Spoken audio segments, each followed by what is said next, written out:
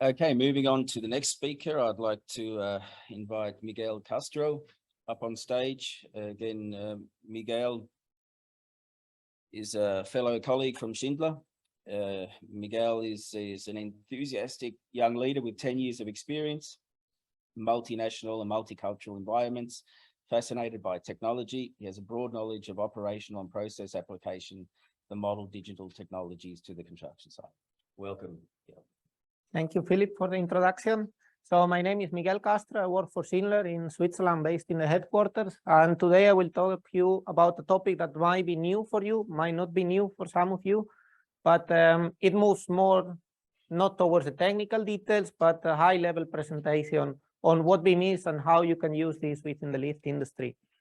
So first we'll go through an introduction on where construction is today, where it was 2000 years ago and what we can do today. Then we'll go through the BIM topic itself, what it is and what we use it for. And then on the third point, we will go about the use of BIM throughout the project lifecycle, from design stage all the way to operation. So then let's move into the construction. So you can see almost 2000 years ago, we have a beautiful piece of Roman architecture built probably with a drawing. If we move 1800 years later, we have a lift drawing for one of our elevators in St. Gallen, still using a form of drawing, 2D-based representation of a lift. Even today, you see there 1990s to 2000s to nowadays, most of our construction sites still use drawings. But the possibilities don't end up there in 2D drawings. We have to really move forward. So what do we have? We have here some of our colleagues working in a global collaborative product design in different locations in immersive caves. We have BIM. So the topic we are covering today, BIM, we'll see an example of augmented reality. We have also virtual reality possibilities to be used today. We have a digitalized construction site where our colleagues in the field use iPads, iPhones, whatever that is, mobile device, where they have all the information they need to perform the tasks. We have also deployed robotic installation that leverage the connection with the BIM models that we will see later to perform the tasks. And of course, we can't forget in this session the data-driven maintenance that was just talked about and will be talked about a little bit later. So as you can see, in 2000 years, things have not moved from a 2D base, but we really have the tools today to make our lives and our customers' lives much easier. So what is BIM? That was defined in 2018 by ISO, but actually British Standards Institution released certain set of public available specifications a few years before. And just not to go into the technical details, let's bring it down to earth. So what it is basically a 3D model collaborative process. And that is the important part, the collaboration that we have. We are not silos anymore. In a lift shaft, we need to really interact with other parties within the projects. And now I'm going to tell you what BIM is not. You might be faced with some of these questions or misconceptions in your daily life. So BIM is not just a 3D model. So it doesn't help anybody that you continue producing these 2D drawings. And then at the end of the process, you deliver somebody a 3D model because you believe that is what you have to do. We really have to embed our industry into this collaborative process. Also, yes, we use new tools to produce these models and to go through this collaborative process. But this is not just the use of a piece of software that can be learned in a week. So that is a misconception that certain companies send their engineers into a training center for a week and then job done. It is much more than that. And lastly, and more importantly, this does not take more effort and more time than traditional methods. It is true that we might take some more time to do things right from the beginning, rather than sending out tens of revisions of the same drawing to an architect or to a structural engineer all over again 10, 20 times. So we better do it right the first time so that we don't have to repeat our work. And yes, as Adam has said before, the projects are complicated, but let's not make them more complicated because of our human behaviors or resistance to change and to embrace a new technology or a new process. So here I will not go through all of the details, but basically we have clustered the different actors within the project that you as a vertical transportation professional might deal with. So we have an investor, we have a builder, consultants or lead designer and facility managers. And amongst all of them, we have what we call some global benefits. So basically, we want to get a faster and more accurate deliverables creation. As I said before, we do it right once, and we don't need to do it 10 times wrong before we get it right. This, when we get this faster deliverables approval, more accurate, then we will get an earlier release to manufacturer. We get the green light and the confidence from the architect, the consultants, and the structural engineers that the system is going to fit in the building. We will coordinate, as you will see later, a couple of examples, our operations on site better with the other parties. That will lead to less mistakes. This data, as we will see later, can be used throughout the project lifecycle for different purposes, not only to create drawings, but also to look into the operational side of it, project management, basically, and facilities management. And of course, it's a new thing that some engineers might be excited to really learn and move forward from this 2D-based process to a more collaborative process. And at the end of the day, when you have these motivated employees, you will have a higher customer satisfaction. So how do we use it throughout the project lifecycle? I'm not sure if the GIF will play, but basically what we want to move forward is from a, it's not playing. Not moving forward, no. It has a little play sign. But basically we want to move the effort from the very last part of the project, so from the late stages to the beginning of the project, so that we get this thing right from the very beginning. So you can see a fairly complicated lift system on the right-hand side, where we have a machine room on the bottom at the back, and we have created at the top a pulley room. So this is basically to illustrate how we can communicate the needs of the lift systems to other parties, like architects and structural engineers.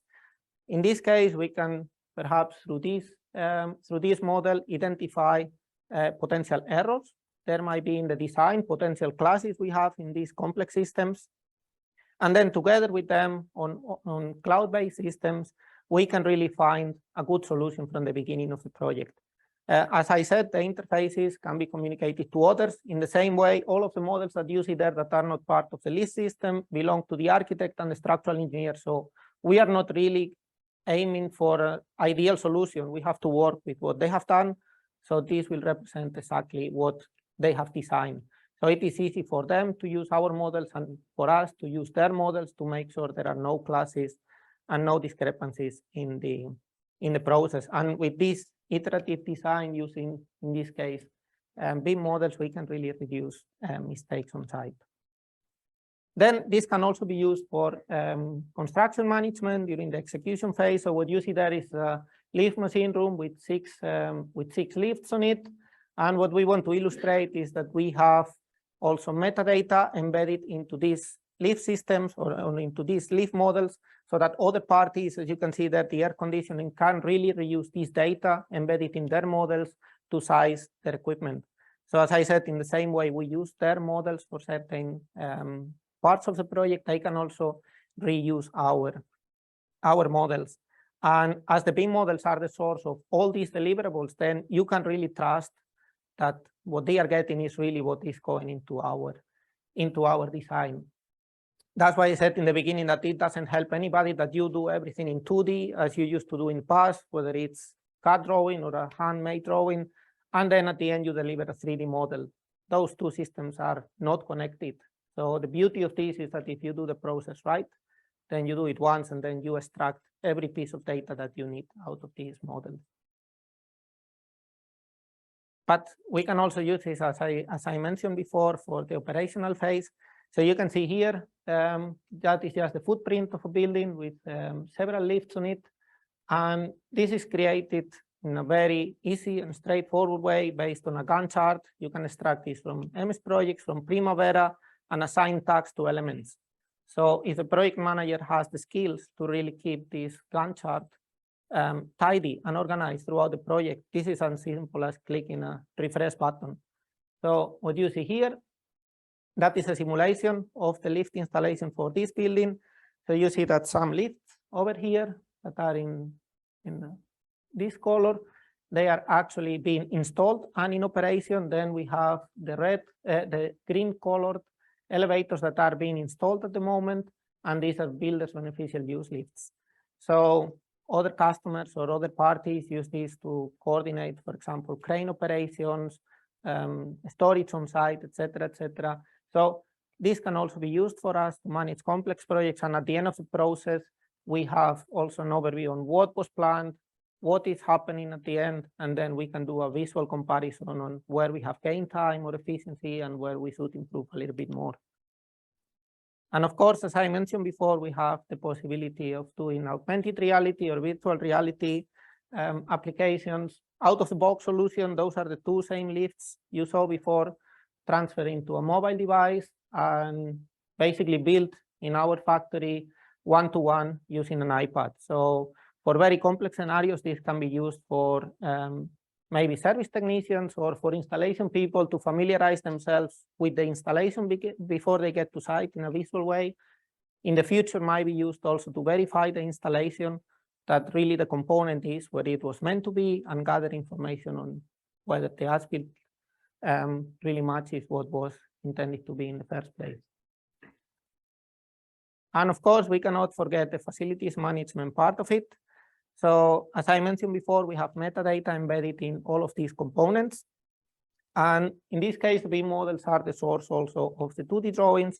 And as I mentioned there, each component of our lift systems contain component and system information. So you see a list here. It's not very readable, but it is on the paper. So customers ask for different types of information or pieces of data, from when this was installed to who they have to contact if they have a problem. You see their Uniclass codes, for example, that refer to the systems and to the product itself. And yeah, this makes it much easier for them to track the assets they have.